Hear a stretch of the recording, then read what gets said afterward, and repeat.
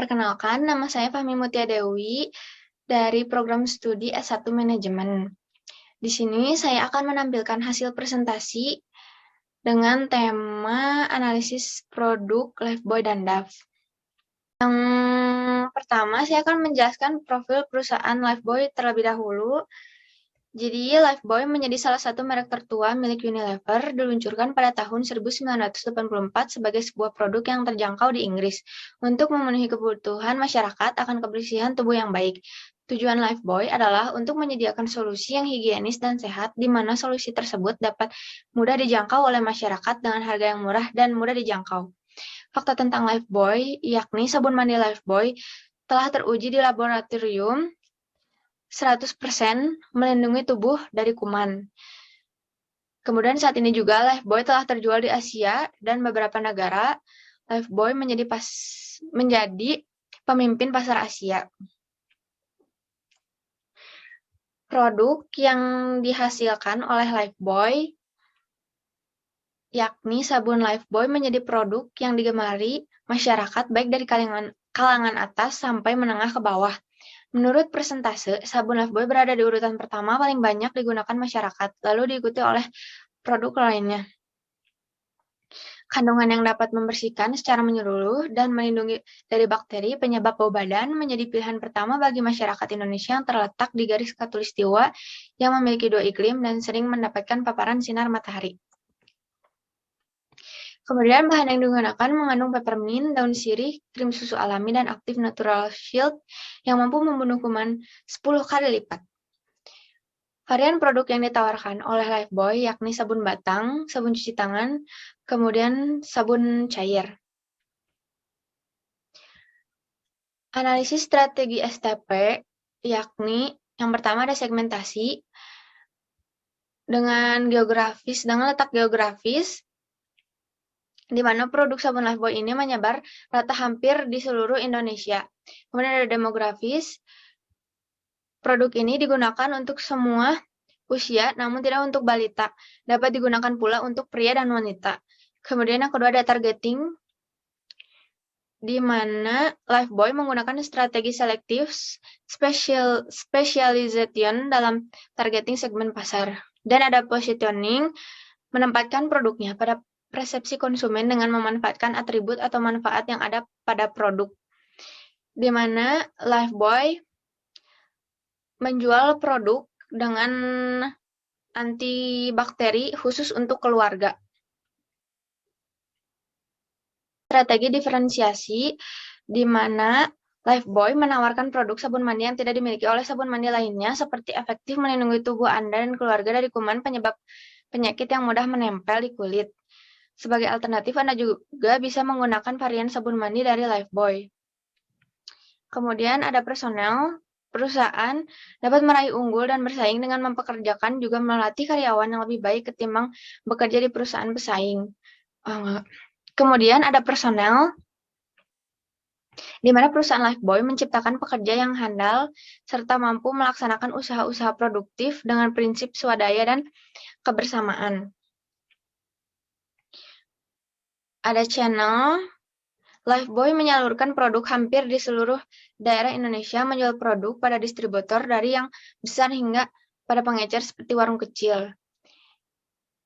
Kemudian perusahaan dapat membuat citra yang kuat dan menarik melalui image, di mana Lifebuoy dengan image-nya yang sangat kuat di Indonesia dengan tagline bekerja dengan imunitas kulit dan melawan kuman sebagai sabun mandi keluarga antibakteri. Yang kedua, ada produk Dove.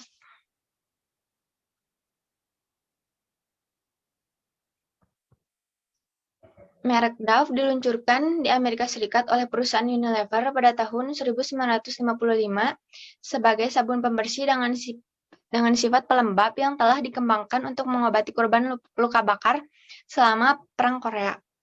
Dove kemudian diluncurkan sebagai sabun kecantikan dan memang terbukti secara klinis lebih ringan pada kulit kering dan sensitif. Tahun 1979, sebuah studi klinis dermatologi independen membuktikan Dove Beauty Bar lebih ringan daripada 17 sabun terkemuka lainnya.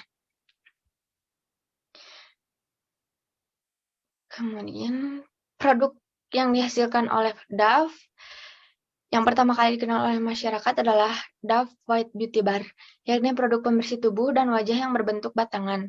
Formula natrium moisturizer-nya memiliki manfaat lebih baik dibandingkan susu, dapat merawat kulit tubuh Anda setiap hari secara maksimal.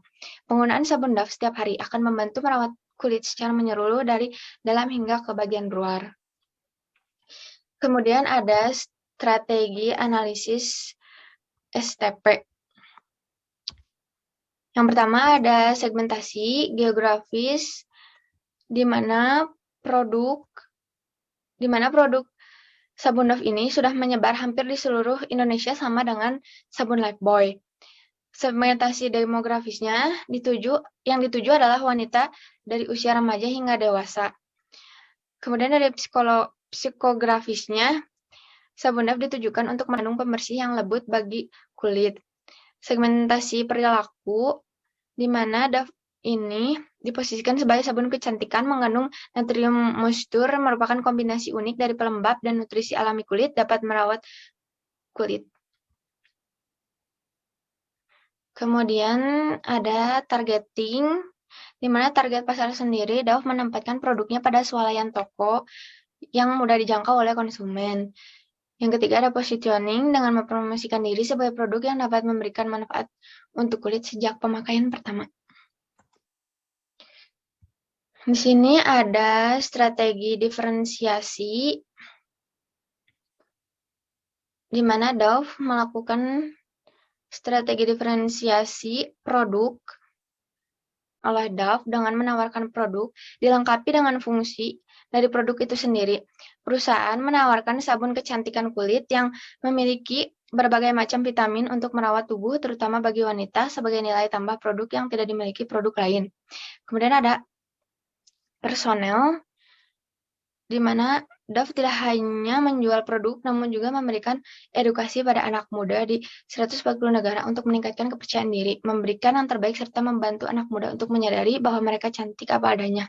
Kecantikan sejati adalah kepercayaan sebagai diri sebagai individu yang luar biasa.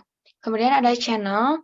Dove melakukan strategi channel dengan melakukan distribusi intensif, memasarkan produk ke berbagai macam retail dan distributor di berbagai tempat seperti swalayan dan toko yang mudah dijangkau oleh konsumen. Yang terakhir ada image. Sabun Dove menggunakan diferensiasi citra sabun mandi khusus untuk merawat kulit, melembabkan dan mencegah kulit kering.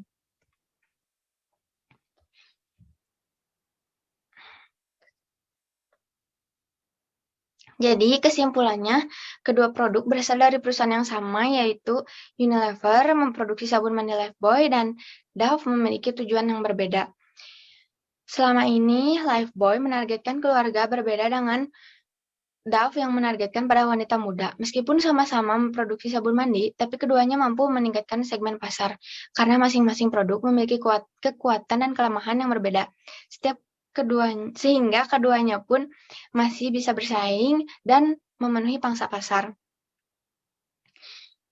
Perusahaan juga perlu menetapkan strategi pemasaran yang tepat, salah satunya dengan memahami kebutuhan dan keinginan konsumen akan produk. Sekian dari presentasi saya. Mohon maaf bila ada kesalahan. Wassalamualaikum warahmatullahi wabarakatuh. Terima kasih.